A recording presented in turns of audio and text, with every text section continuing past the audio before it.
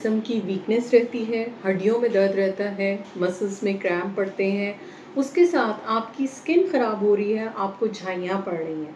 उसके बाद बाल, उनका टेक्सचर ख़राब हो रहा है, इलास्टिसिटी ख़राब हो रही है और उसके साथ बाल पतला होके टूटना शुरू हो गया है। जोड़ों में दर्दें स्टार्ट हो गई हैं, मूड स्विंग्स आना शुरू हुए हैं।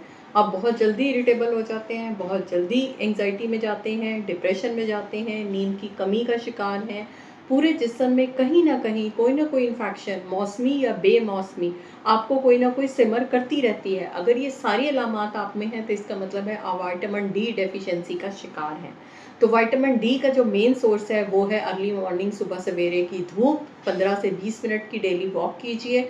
उसके साथ दूध, मुर्गी, मछली, अंडा, फैटी नट्स इसके साथ ये आप बड़े आराम से ले सकते हैं इसकी डेफिशिएंसी को पूरा करने के लिए। और सबसे अहम सप्लीमेंट्स लाज़मी तौर पे लीजिए जो आपकी डेली रिक्वायरमेंट है। आपने कम से कम 2 लाख यूनिट महीने में 1 मर्तबा दूध के साथ लेना है क्योंकि ये फैट सॉल्युबल विटामिन है।